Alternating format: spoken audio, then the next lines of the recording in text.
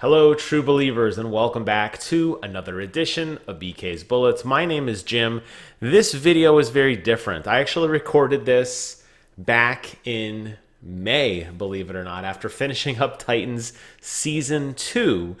I wrote down my thoughts on my iPhone and I said, when the time comes, I will release this video for the world to see leading up to Titans Season 3 with 5 things that I think absolutely need to be fixed in order to make this show even better. Now, I loved Season 1 and I loved Season 2, but there were some glaring issues with Season 2, and I want to get into all of those. So sit back, relax, and let's talk all about Titans.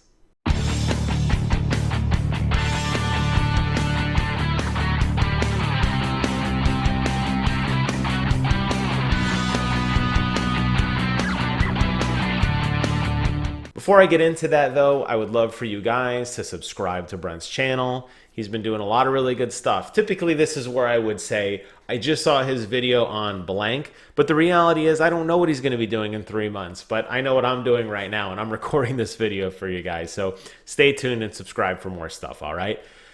5 notes on DC's Titans. Number 1, we really need to deep dive Beast Boy and his current mental state. He went through quite a bit towards the end of Season 2, clearly having a lot of issues with this whole mind control thing, him actually murdering somebody, tasting their flesh, seeing what it was like to be a killer and remembering that.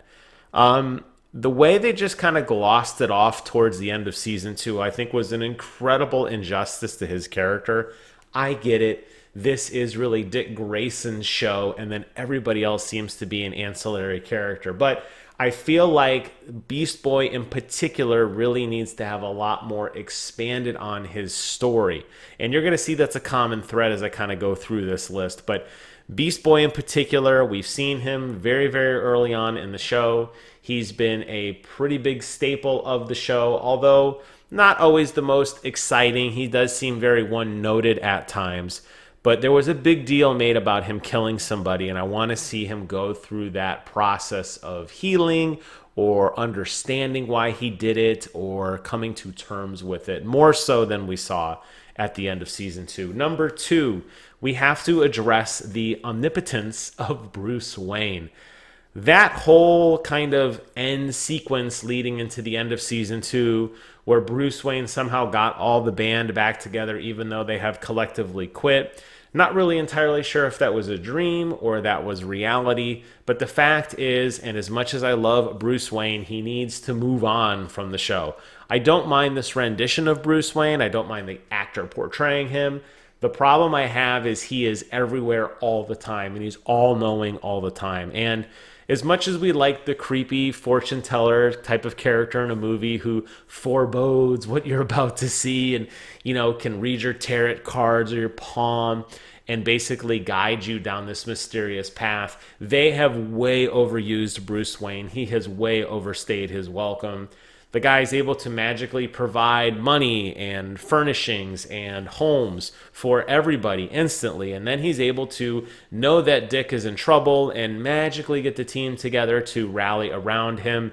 It's a bit much. I think Bruce Wayne really needs to take a step back, or better yet, why not have Bruce Wayne somehow involved in the story in a more meaningful way where the conflict directly relates to him instead of him being this wise sage and mentor kind of floating in the background. Why don't we give him a little more story? So they're at a crossroads with Bruce, and I'm curious to see how that plays out. Number 3, Dawn.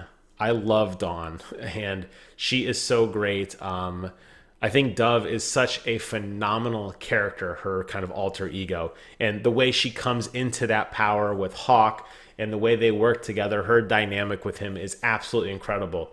This woman needs a spine, and this woman needs a story. She is passed around from boy to boy in this show, and it is incredibly frustrating to see. Now, my wife, who is a champion for a lot of this stuff, I think had some influence on me. Maybe a lot of people don't see it the way that I do. But I definitely am an advocate for women superheroes. We need more of them, but we also need them to be meaningful. And the fact that Dawn is just a tack on to Hawk, or just a tack on to, her previous relationship with Dick Grayson, she needs to kind of stand up for her own and be her own character. I would love for her to honestly have her own show. Not a Hawk and Dove show, just a Dove show. I think she's that interesting of a character where I think she could have an interesting story.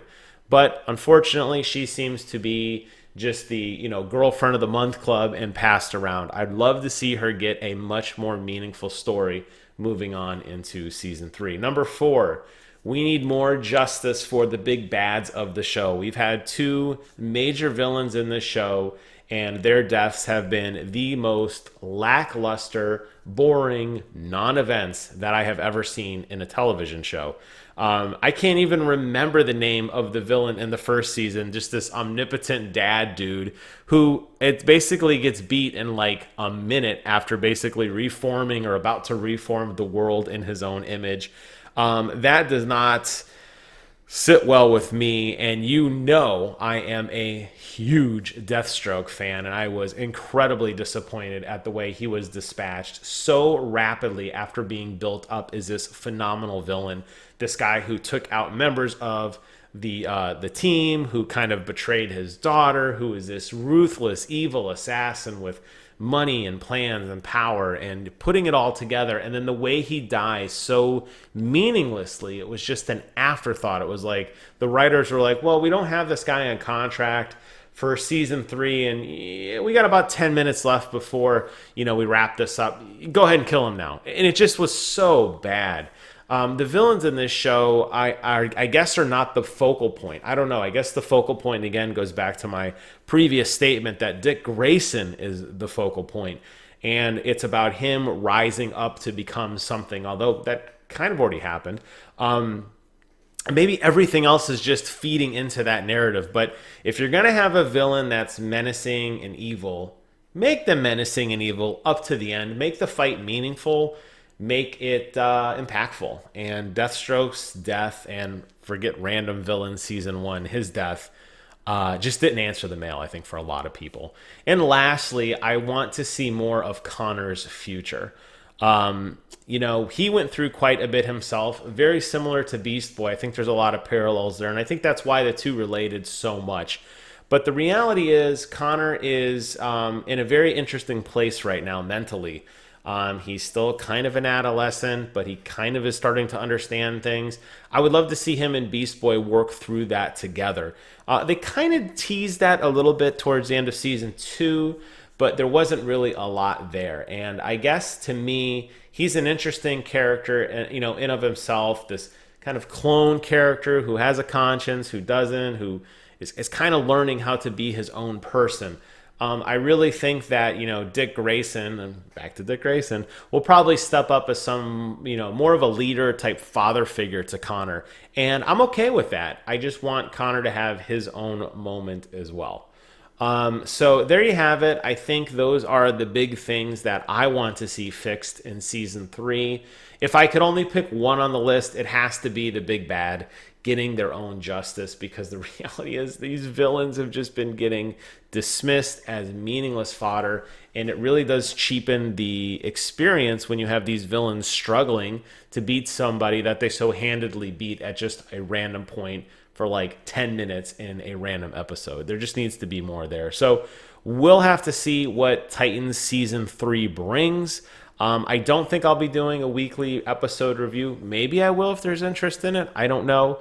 I'm a huge fan of this show. I really, really enjoy it. I love the dark, gritty take on DC superheroes. I just want them to do a better dark, gritty take on DC superheroes. That's it for me. Hope you guys found this video informative. Thank you guys so much for watching. And until next time, I will see you guys in the funny pages.